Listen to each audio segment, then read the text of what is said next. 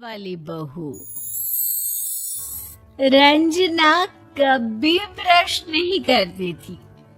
उसे कितनी बार उसके माँ बाप ने डांटा, लेकिन उसका कोई असर उस पर होता ही नहीं था, जिस कारण से उसके दांत पीले पीले हो जाते हैं।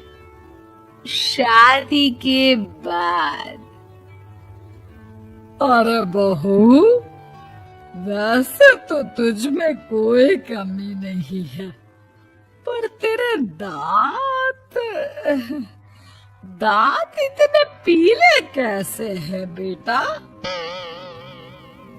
कैसे मतलब? कोई सर्जरी थोड़ी ना कराइए। वो तो क्या नाम, मैं ब्रश नहीं करती थी तो पीले हो गए। अब क्या करूं? आप कहे तो लाल करवा लूं या फिर काले? यार, ये क्या है? क्यों माँ से लड़ रही हो? लड़ रही हूँ? अरे मैं लड़ रही हूँ या ये बोल रही है कि दांत पीले है, पीले। अरे तपस्या थोड़ी ना की है इन्हें पीले करने के लिए। बकायदा ब्रश नहीं किया है 20 साल तक, तब जाकर। छी, कैसी बात कर रही हो? ये उस वक्त तो पीले नहीं थे जब हम लोग तुम्हें देखने आए थे। अरे तब साफ करवा लिया होगा डेंटिस्ट के पास जाकर। अब देखो कैसे पीले पीले लग रहे हैं। रंजना सास की तरफ गुस्से से देखती है। फिर शुरू हो गई पीले पीले पीले। अरे पीले तो तब भी थे जब मेरे हाथ का रसगुल्ला उड़ा उड़ा कर खा रही थी और बोल रही थी, लड़की नहीं गुणों का खजाना दे रहे भाई साहब। खैर, अब वो लोग करते भी तो क्या करते, पीले दांत वाली बहू पल्ले पड़ी थी तो झेलना तो था ही। एक दिन कीर्तन में रंजना गाना गा रही थी। अरे कमला बहन, माँ का द्वार है, यहाँ तो सब शुद्ध होकर आते हैं, फिर अपनी बहू को ब्रश भी नहीं करवाती तुम। दूर से पीले पीले दांत भक्ति में बाधा उत्पन्न कर रहे हैं। और कोई 2 साल के बच्चे थोड़ी ना लेकर आई हूँ मैं बहू बनाकर। अच्छी खासी लड़की है। अरे कैसे करवाऊं ब्रश? ये तो उसे खुद करना चाहिए ना। अब माँ बाप तो इसके जैसे तैसे निपटा दिए, ये नहीं सोचा कि सास कैसे संभालेगी। सास बहू को लेकर घर आ जाती है, लेकिन सोच लेती है कि अब इसे लेकर कहीं नहीं जाएगी। अगले रोज बहू कहती है, अरे क्या हो गया, मंदिर नहीं जाना क्या?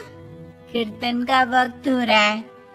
मेरी मधुर वाणी से कान्हा जी जागते हैं और सोते हैं। आप तो जानती है ना उनकी भक्ति में कितना मन लगता है मेरा। वो क्या है ना, तबीयत ठीक नहीं लग रही है मेरी, आराम करूंगी मैं। तबीयत ठीक नहीं लग रही? अभी तो मिथुन के गाने पर नाच रही थी आप, और अब बोल रही है कि तबीयत ठीक नहीं लग रही। अरे भक्ति में मन लगा लो सासू माँ, ऊपर जाना है, क्या मुंह दिखाओगी आप? हाँ? सास को बहू की बात पर गुस्सा आ जाता है। मैं क्या मुंह दिखाऊंगी, इसकी चिंता तो ना कर, समझी? अपने मुंह की चिंता कर, जो ये पीले पीले दांत लेकर हर जगह पहुंच जाती है। पता है लोग कितना मजाक बनाते हैं। ना जी ना, मैं नहीं जाना कहीं तेरे साथ। तो ये बात है। कोई ना, मत जाओ, मैं अपने कमरे में ही बैठकर भक्ति कर लूंगी।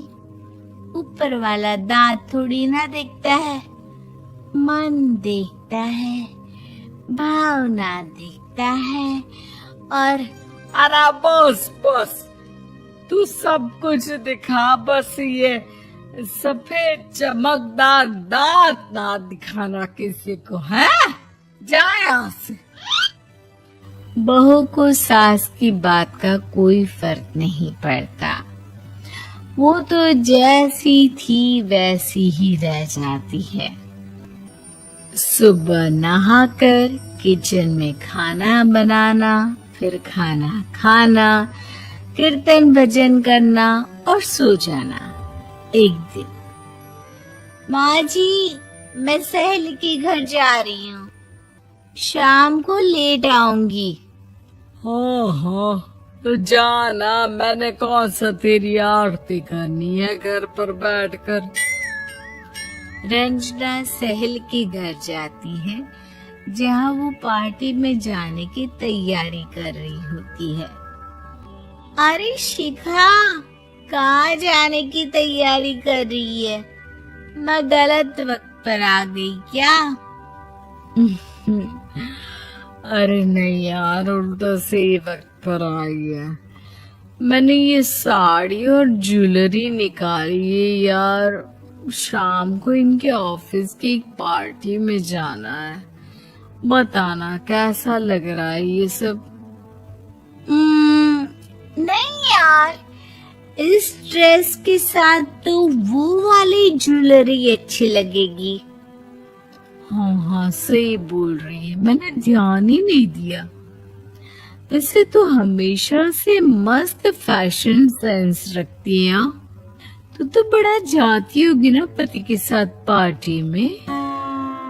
रंजना कुछ नहीं बोलती, बस सोचती है कि यार काश ये बात सही हो जाती, पर मैं क्यों नहीं जाती पार्टी में? क्या इन लोगों की कोई पार्टी होती नहीं होगी? रंजना घर आती है और रात में पति से सवाल करती है, एक बात बताइए, आप मुझे किसी पार्टी में क्यों नहीं ले जाते? क्या आपकी यहाँ ऑफिस में पार्टी नहीं होती? पति बेचारा क्या कहता कि दांत पीले हैं तुम्हारे इसलिए।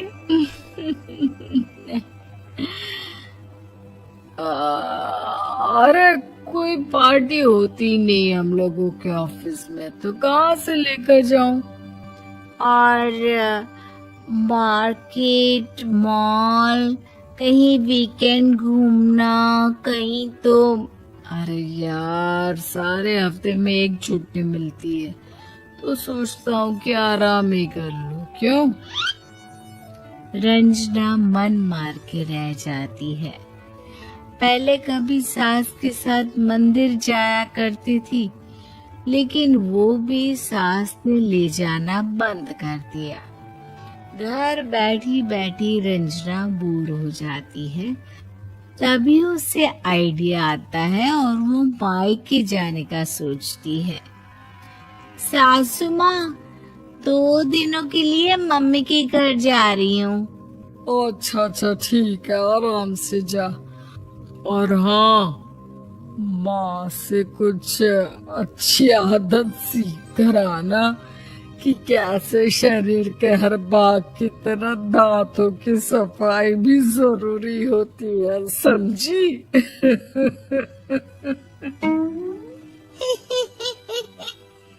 शुरू हो गई ना आप? वो लोग आपकी तरह नहीं है कि छोटी छोटी बात का बतंगड़ बना दे। उन लोगों के लिए मैं मायने रखती हूँ, ना कि मेरे पीले पीले दांत। रंजना माँ को बिना बताए उन लोगों को सरप्राइज देती है, लेकिन जैसे ही वो दरवाजे पर पहुंचती है, अंदर देखती है कि घर वाले कहीं जा रहे होते हैं। अब माँ, काश रंजना दीदी के दांतों वाली प्रॉब्लम नहीं होती तो वो भी हम लोगों के साथ चलती ना बुआ जी की बेटी की शादी में। हाँ बेटा, लेकिन अब उसे कौन समझाए कि उसको उसके पीले दांत नहीं दिखते, लेकिन उसके आसपास के लोगों को कितना एम्बैरेसिंग फील कराते हैं। मुझे तो कितनी बार उसके स्कूल की टीचर ने शिकायत की कि उसके साथ कोई लड़की बैठना भी नहीं चाहती और ना ही कॉलेज में कोई उससे बात करना चाहता था, लेकिन पता नहीं क्यों उसे ये बात समझ में ही नहीं आती। कोई कमी नहीं है उस लड़की में, बस यही कि दांत पीले हैं। वो तो भला हो जीजा जी और उनकी माँ का, जो दीदी को जैसी है वैसे ही रखा हुआ है। रंजना को अपने घर वालों की बात सुनकर बहुत दुख होता है।